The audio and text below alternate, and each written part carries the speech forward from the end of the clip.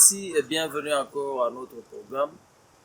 Quand il s'agit à la question de savoir comment est-ce que nous pouvons aider notre jeunesse à s'en sortir de tout ce qui est en train de se dérouler sur le plan politique, quand ceux-ci ou ceux-là pensent que c'est une bonne direction de vouloir vandaliser notre jeunesse en les amenant dans les divisions tribales, dans les divisions ethniques, dans différentes choses qui vont amener le pays à la destruction. La première des choses que j'ai remarqué, selon le rapport de l'UNICEF de 2017, si j'ai encore une bonne mémoire, je voyais 41% des femmes qui sont analphabètes et 21% des hommes, sans compter les enfants et les jeunes, près de 7 millions, qui sont seulement en dehors de l'éducation. Ça, c'est un point très, très, très important parce que quand les gens n'ont rien à faire, ils chercheront à faire. J'ai un témoignage d'un jeune garçon de à peu près 16 ans en Afrique du Sud. Quand j'ai rencontré ce jeune garçon il y a presque 10 ans passés, il m'a dit qu'un jour, son père l'a secoué comme ça et l'a jeté contre le mur. Et il a demandé à sa mère, je voudrais que tu fasses l'examen de, en anglais on dit DNA. DNA, c'est l'examen là qu'on fait dans le sang pour découvrir si vous appartenez à un certain père ou à une certaine famille. Quand le mot me viendra en français, je vais vous le dire, mais je sais que vous comprenez. Alors, ce jeune garçon s'est mis dehors, il s'est dit, mais est-ce que si cet homme était vraiment mon père, il allait me dire ça, il allait me faire ça. Et dès qu'il est sorti sur la rue, il a rencontré un groupe d'hommes qui l'ont dit, hey, jeune homme, ça va? Il dit, non, ça ne va pas. Qu'est-ce qui ne va pas? Il leur raconte le problème qu'il a eu avec son père. Et on lui dit, non, ne vous en faites pas, nous allons vous aimer. Et d'ailleurs, à partir d'aujourd'hui, vous pouvez commencer à faire votre propre argent. Et qu'est-ce qui s'est passé? On a pris le jeune, on l'a initié comment est-ce qu'il faut tirer l'arme, et il est devenu ce genre de garçon qui vole des véhicules, qui casse des véhicules pour voler les sacs et tout ce qu'il y a dans le véhicule. Et ils avaient même un marché, il y avait un monsieur, un blanc qui achetait par exemple le véhicule Toyota à 5000 rand. Et vous imaginez, l'enfant s'est jeté dans ce circuit-là. C'est après quelques années que je l'ai rencontré pour lui dire que non, écoute, tu es encore jeune et tu as encore la même faculté que tu utilises pour aller casser des véhicules, pour aller faire tous ces désastres. Tu peux l'utiliser pour du bien. Alors c'est comme ça que je commencerai à lui faire voir sa potentialité. Parce qu'en tant que coach, j'aime amener les gens à comprendre qui réellement ils sont et je les aide à avoir les moyens de s'en sortir sans leur... c'est pas comme si je venais leur imposer une certaine discipline, mais je les aide à comprendre qui ils sont et je les aide à prendre de bonnes décisions pour eux-mêmes afin qu'ils réussissent leur vie. Aujourd'hui, ce jeune garçon avait continué encore avec ses études et il travaille quelque part dans une bonne compagnie. Mais le point que je voudrais amener ici, c'est quoi? Quand nous avons nos jeunes là, les jeunes sœurs qui n'ont pas une occupation, qu'est-ce qui va se passer? C'est facile qu'ils trouvent une occupation. C'est ainsi que vous les trouvez en train de faire la prostitution et la liste peut aller comme vous le savez. Et pour les garçons, c'est facile qu'on les enrôle dans les branches armées, c'est facile qu'on les... Pourquoi? Parce qu'ils n'ont rien à faire. Nous, quand on grandissait, il y avait des agents de la commune qui passaient dans des maisons pendant le temps de l'école. Le matin, à partir de 7h30, 8h, ils vont passer à n'importe quel moment. Mais peut-être à 11h, ils vont entrer pour voir est-ce qu'il y a des enfants qui sont seulement à la maison en faisant rien. Et si vous aviez un oncle qui est venu, par exemple, du village visiter et en ce moment-là, il ne va pas à l'école, c'est un problème. On va peut-être l'amener à la commune et c'était un grand problème, ne pas étudier. Mais aujourd'hui, on a tous ces jeunes qui n'étudient pas, qui ne font rien, ils sont dans les coins des rues, peut-être quémandés ou alors ils sont enrôlés pour commettre les dégâts. J'aime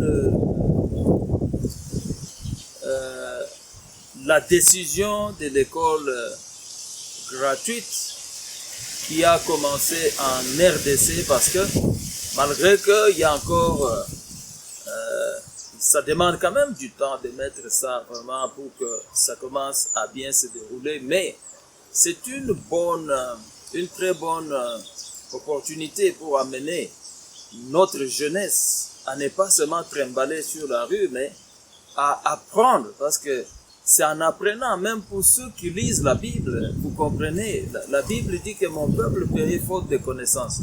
Maintenant, quand nous avons cette jeunesse qui n'a pas la connaissance, dès que quelqu'un vient et il veut leur donner une certaine connaissance, mais ils vont y aller, parce que c'est tout ce qu'ils vont connaître, parce qu'ils n'ont jamais été enseignés. Il y a un cours qu'on appelle le cours de civisme, je crois, civisme, éducation civique.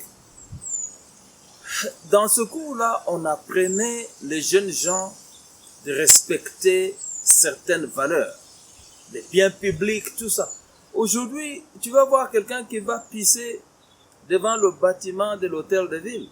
Il dit, ah mais ça ne veut rien dire. Tu vas voir quelqu'un qui va jeter, il mange sa banane, il jette la peau de banane au milieu de la grande route.